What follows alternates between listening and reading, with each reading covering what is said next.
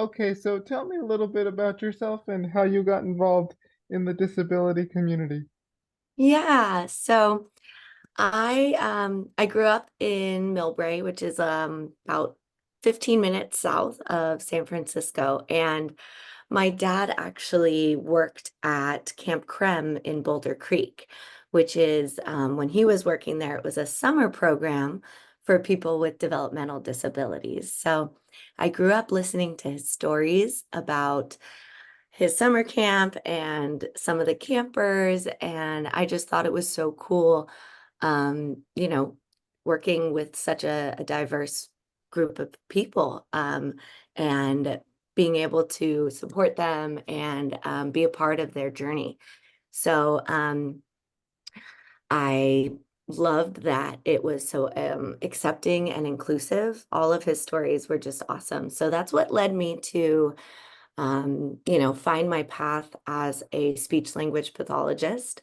And that's when I first started working with developmental disabilities as well as autism. So it's been quite a journey, but I'm really happy to have gotten where I'm at now. I did 4 years of undergrad, 2 years of grad school. I've been doing continuing education units. And so, the learning just never stops, which is awesome. Hmm. My next Yeah. question is what's your what tell me about your work as an SLP, what's the day-to-day like? Yeah. So I provide in-home services for the most part. Some are online, but vast majority are in-home. So my day includes spending a lot of time in families' homes. Most of my clients are in school or daycare during the morning hours. So I use morning to do admin tasks for my business and also prep for my sessions that day.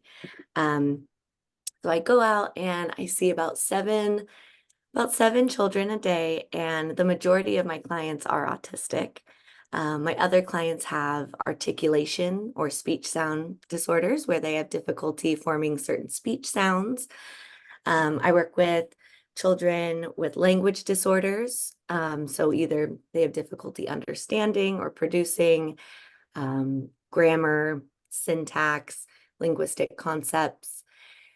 I also work with early interventions. So the little ones who aren't not really talking yet, they're not meeting their milestones. It might be, a 2-year-old that doesn't have any words yet. At 2, they should have at least 50, but preferably closer to 200.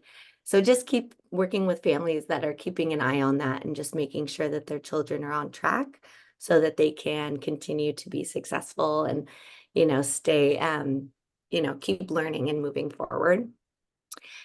And then when I'm done seeing my clients, I listen to an audiobook on my drive home and I email parents in the evening. So I'll email them speech practice exercises. I'll email them tips and like things to focus on at home because I'm only with the client, an hour a week.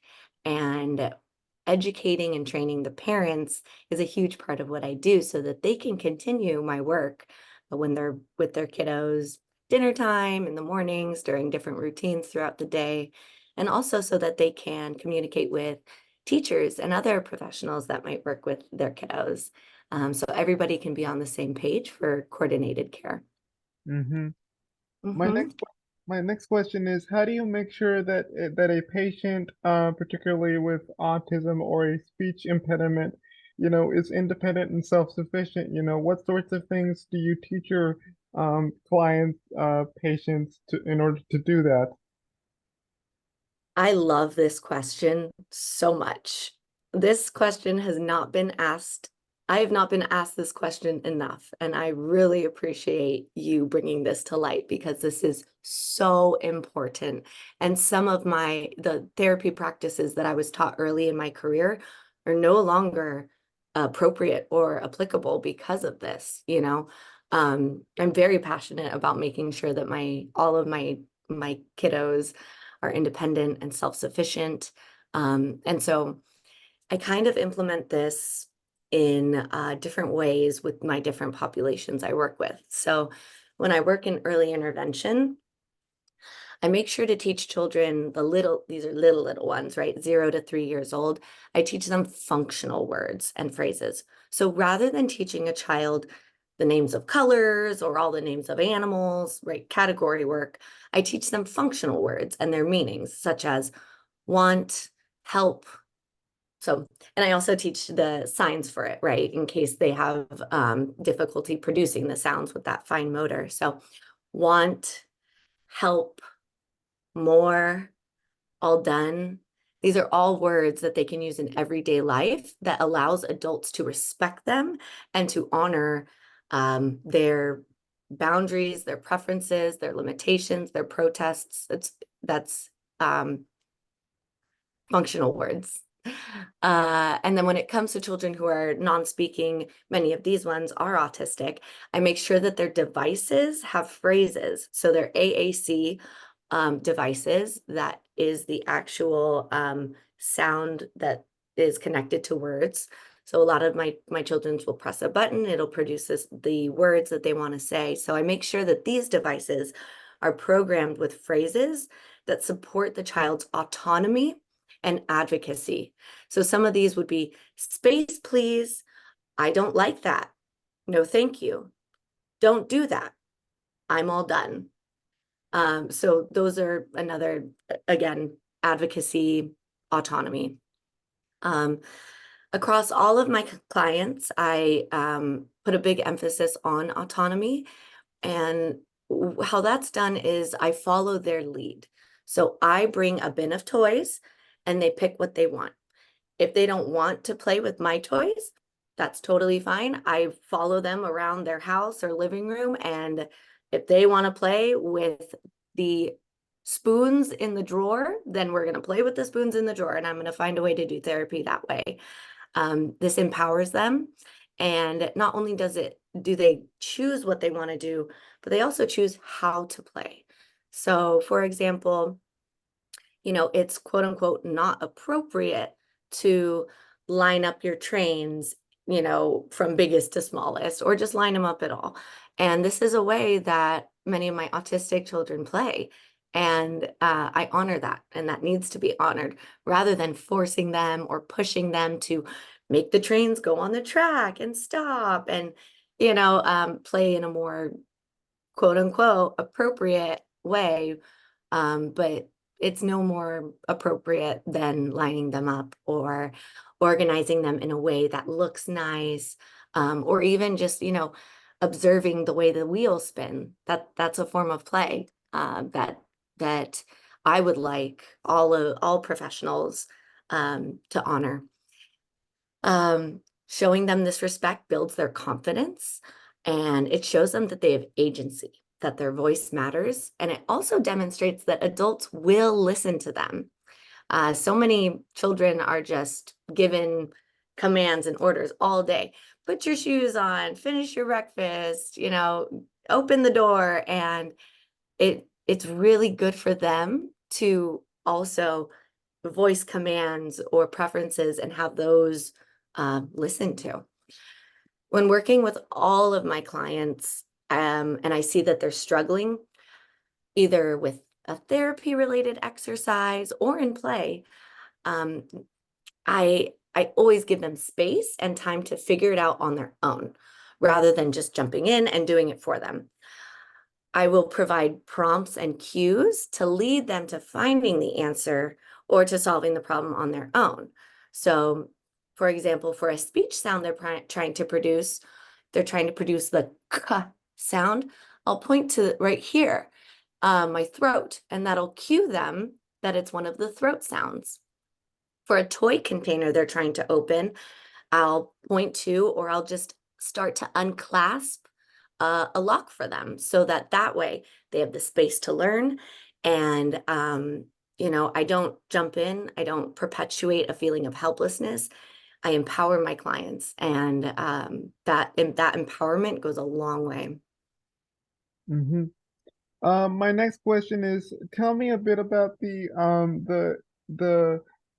I guess I didn't write this down per se, but what Yeah. sorts of methods do you use to really work with a person who is autistic or with a speech impediment. Let's go with the autistic part first, because Yeah. like person with autism, they have a certain way, certain function to do things. They Yeah. just kind of have their own mind, I guess. So like, how do you sort of adapt to their sort of style, I guess? Because they're not Yeah. gonna do whatever another child wants, because a typical child would do whatever the person tells them, but with as an autistic, they have their own way of doing things, you know? Totally, 100%. I love this question too, and I'm so happy that it came up on the fly. Yeah, so I was taught by an incredible professor, Dr. Shelley Von Berg at Chico State University, to always tailor your treatment to the individual. Tailor the treatment to the individual because everybody is so different. And this is especially applicable. You're 100% correct, especially applicable to the autistic community. Because, like you said, every single individual is very, very different. And so, one of the big things is, the increased want to do what they want to do, right? They have a plan in their mind. They get really really passionate and excited about maybe this scene that they want to play out with their dolls or whatever it might be. So they get so I make sure that I am following their lead, and I don't prompt them to do anything they don't want to do. The ball is 100% in their court. This is where there's a difference between teaching and therapy. Teachers teach, they teach concepts. They have you sit down and do worksheets. That's teaching. Therapy is support. And so, what I do is I support my autistic children, and I provide the words, I model for them, if they're trying to say something, right? If they're like getting upset about, what happened to me the other day, one of my kiddos got really upset because this marble run that we built kept falling over. And so he'd get really sad and he would start like clearly getting dysregulated. And I would say, it's okay. Help, please, help, please, help, please. And I would help him as I said, help, please. And he's sitting next to me, kind of like stimming and being dysregulated. So I give them the words so that it it eventually becomes in their repertoire, right? They're not able to access those words at the time, maybe because they are dysregulated, and it's hard to find words to advocate for yourself when you're that dysregulated. So yeah, the like I said, the big thing is just modeling, not putting pressure on them, not making them do anything they don't want to do. Respecting that autonomy. Yeah, and just respect. It really just comes down to respect. Um, and honoring their needs and their preferences and their protests. you know I've seen so many, unfortunately, I've seen a lot of clinicians working with autistic kids, and they're just pushing them and pushing them and pushing them to do something that they are clearly getting more and more and more upset about. So um yeah, that's how I make sure that I'm honoring my autistic community. Hmm. My next question is, tell me about the impact that speech language pathology has on not just yourself, but the disability community. So this is a really special and important question to me because becoming a speech language pathologist has taught me about my own neurodivergence. It's been extremely validating, and to hear other neurodivergent individuals speak and share their experience. I have sensory processing, and I don't have the all of the requirements to be categorized as autistic, but I've got half of them. So I definitely experience a lot of what my clients experience. And so that allows me to connect with them deeper and empathize with them on a really authentic level. So this has inspired me to become the neuro-affirming therapist that I am today. So I place an emphasis on regulation and building rapport. I make sure that my clients aren't experiencing any sort of dysregulation, whether that's emotional or sensory, and I pay attention to their signals. You know, are they clearly sensory craving right now, right? Are they like throwing themselves on the couch and stimming and seeking something, right? Putting things in their mouth. They're wanting input. They're wanting sensory input. And so I give them that. And also aversions, sensory aversions, right?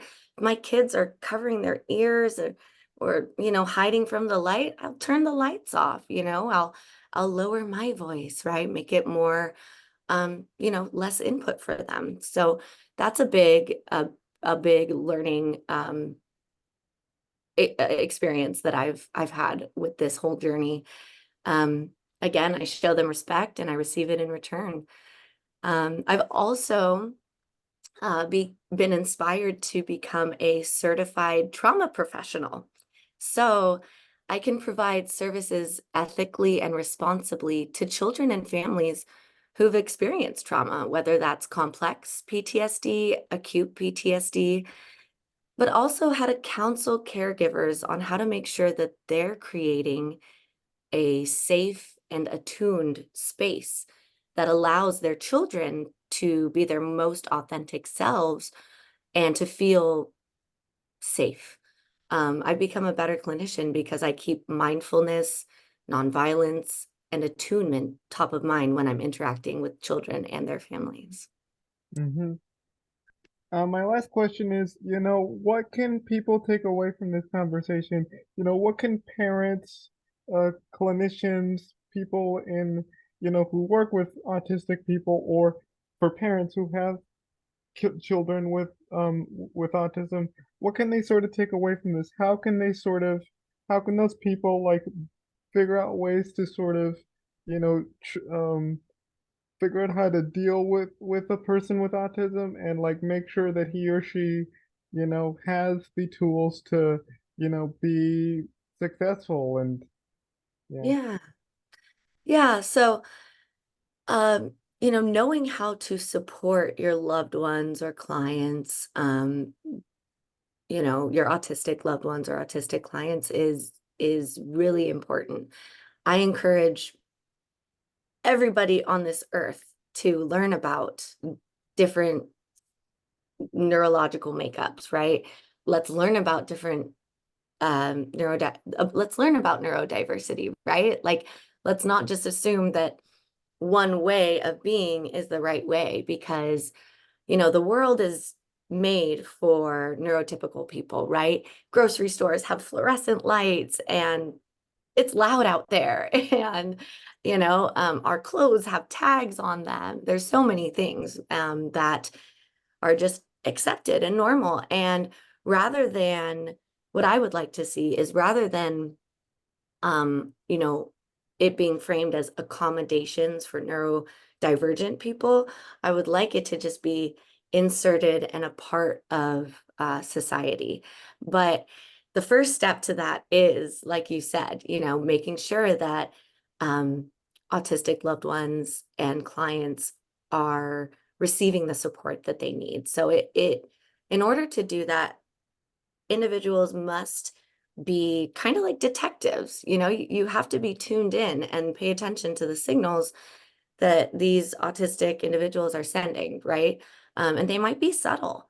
It might be that they start stimming excitedly when something happens. So it's like, oh, okay, more of that. Um, and so as far as, students studying speech language pathology and being a part of patient success, staying up to date on what's going in the communities we serve is huge. So follow speech therapists on Instagram who advocate for neuro-affirming therapy and trauma-informed therapy. Continue taking continuing education classes. There's so much that is not included in the grad school curriculum. So it's important, we give voices, we give our clients their voice, and it's important to find your own voice, so that you can stand up for these communities, right? So it's been a journey for me too to find my voice so that I can be an advocate and share, and amplify their voices.